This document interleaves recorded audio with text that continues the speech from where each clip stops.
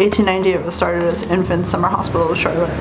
Then it became the Convalescent Hospital for Children, which is when you were there. Then Crestwood Children's Center, Hillside ICAC. It was okay at first because, you know, I got to meet a lot of kids. I made friends.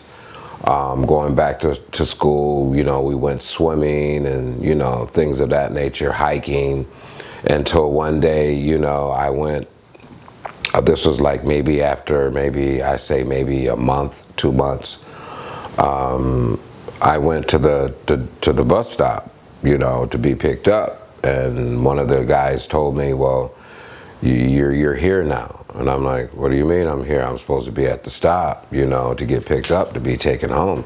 Well, you live here now. I'm like, no, I don't live here. I go to school here, you know, and that was a big problem. The next thing I know, they talked to me, showed me my room.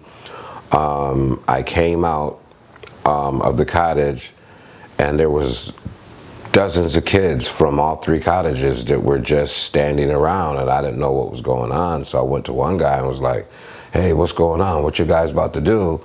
And they just formed a long line on 2 sides, and they says, well, you got to walk down this line. I was like, why? And I found out why, because I got beat. God, seemed like forever. I just got beat real bad. Kicked, punched, spit on, urinated on, I mean, the whole bit. I was to the first room. As you face the bedrooms, I was on that first room to the right that has an employee bathroom in it, you know. And I was asking them, you know, well, what's this door for? And he's like, well, you'll find out, you know. But I never ever thought that, you know, what would happen, you know, was going to happen to me, you know. It was kind of hard. It's kind of messed my life up. Like maybe 2-3 days after being in that room, I heard someone come in the door, because I looked around. I thought someone had came in the room, but someone came in the bathroom, you know, and I heard running water, and I looked around, and I went back to sleep, and I remember waking up. Someone, I was being held down, and someone held my mouth and says, shut up, you scream, I'll kill you. How often did that take place? Like every other night. It was like for a couple of days with the same person, you know, and then it was like different counselors that would come in.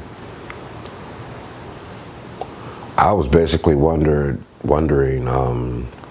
what was it that I'd done, you know, so bad that I would be put in a place like this. It was like hell, you know. It was really like hell. That place is hell. Anything they told you to do, you do it. If they told you to run and keep running and run into the wall, you would do it, because you knew what the outcome would be. You know, you'd get beat. That night you'd get beat again, or you'd get raped, you know, and this went on. And this wasn't just happening to one kid. This was happening to many kids. I don't want nobody to have to go through that.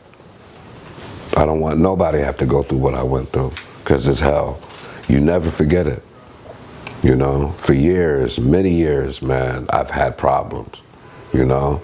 And it's like, how you tell another man, you know, you've been beaten, raped through childhood. Have you thought about seeing those people again, the counselors and whatnot, if you get to court? What that's going to be like?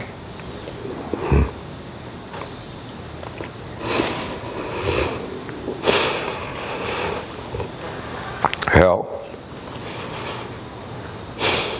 It's the only way I could say it. Hell.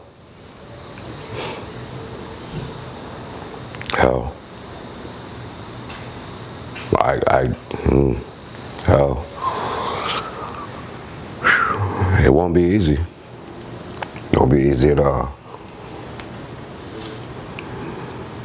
I just don't want them hurting any more kids, man. That's it, that's all.